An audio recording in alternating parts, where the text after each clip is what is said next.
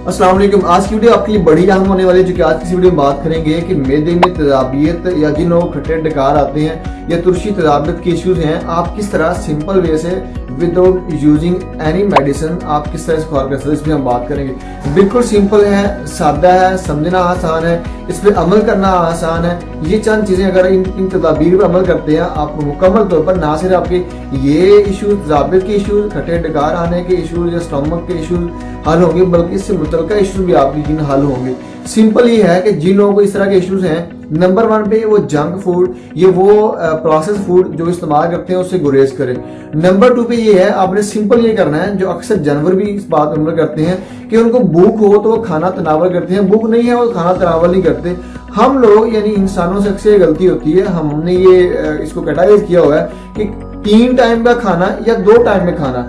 असल में वो खा आप 3 टाइम खाना ले रहे हैं प्रोटीन के हवाले से, खा आप 2 टाइम खाना ले रहे हैं। आपने सिंपल एक चीज को याद रखना है, अगर आपको भूख है तो खाना तनावल करें, अगर नहीं है तो खाना तनावल हरगिज ना करें। हम में से अक्सर लोग ये गलती करते हैं। फर्ज कीजिए एक शख्स ने दोपहर का खाना लेट लिया, अब उसको शाम का वक्त हो गया और खाने का वक्त हो चुका है, यानी कि जो तीसरा टाइम है शाम के वक्त बाद या शाम के वक्त खाना लेते हैं, उस वक्त भूख नहीं है जबकि खाना पक चुका हुआ है। वहां पे हम ये गलती करते हैं, स्टमक पहले ही गिजा को हजम करने के अमल से गुजर रहा है और हम ऊपर से फिर गिजा मैदे में ठूंस देते हैं। इससे क्या होगा, ये एक शख्स में 24 घंटे के दौरानिए में 1 से 1.5 या 2 लीटर तक जो है ना हाइड्रोक्लोरिक एसिड HCl पैदा होता है।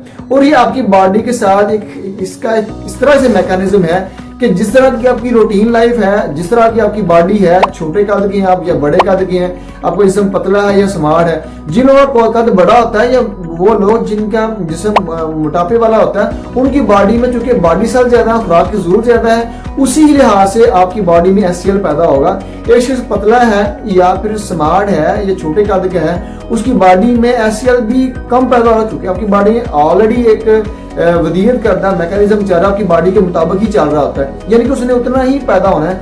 या तो आप ज्यादा ग़िज़ा ले लें तभी ये अमल पैदा होगा। दूसरे नंबर पर जो कि अक्सर कॉमन 80% से ज्यादा ये गलती लोग करते हैं कि खाने की तरफ नहीं है, खाने का चूंकि वक्त हो चुका हुआ है, हालांकि असल में वक्त नहीं हुआ, जो फितरी वक्त है कि भूख के दौरानी में जब आपको भूख हो तो खाना ले सकते हैं, वो वक्त नहीं हुआ, जबकि वैसे खाने का वक्त हो गया हम खाना लेंगे। जब इस तरह की आप गलतियां करेंगे तो यकीनन आपकी बॉडी में तेजाबियत, तुरशी के इश्यूज पैदा होंगे, खट्टे डकारों का आना होगा। हाँ, कभी कभार चल सकता है। वो लोगों में ज्यादा इश्यूज आते हैं जो अक्सर औकात इस तरह की गलतियां मुसलसल काफी देर तक करते रहते हैं, उनकी बॉडी में इस तरह के इश्यूज आ रहे होते हैं। जब तक जो आपको इश्यूज है, जब तक उस इशू का हल ना मिल जाए, यानी कि जिस फैक्टर की वजह से जो आपकी बॉडी में कोई भी इरिटेशन पैदा हो रही है, उस फैक्टर को ना हटा लिया जाए, कोई भी मेडिसिन वक्ती तौर पर तो फायदा देगी, लेकिन एक लॉन्ग टर्म के अंदर आपको फायदा नहीं होगा। लॉन्ग टर्म में आपको फायदा तब होगा जब उस फैक्टर को हटा लेते हैं। लेकिन ये वीडियो उन तमाम लोगों के लिए जो मेडिकेशन के जरिए अपने इस इशू को हल कर रहे होते हैं, जबकि जो फैक्टर है, जिस सबब की वजह से आपको इशू सामने आ रहा है, और वो सबब हटाने की बजाय अद्वियात पे लगे रहते हैं और ये शिकायत करते हैं कि उनको बार बार ये इस मसले से लोचार होना पड़ रहा है, जबकि वो असल फैक्टर को नहीं हटा रहे। उनके लिए वीडियो बड़ी ही मुफीद साबित होगी। आपको ये वीडियो कैसी लगी कमेंट बॉक्स में लाजिम बताइएगा। वीडियो देखने का बहुत शुक्रिया, अपना बहुत सारा ख्याल रखिएगा। अस्सलाम वालेकुम।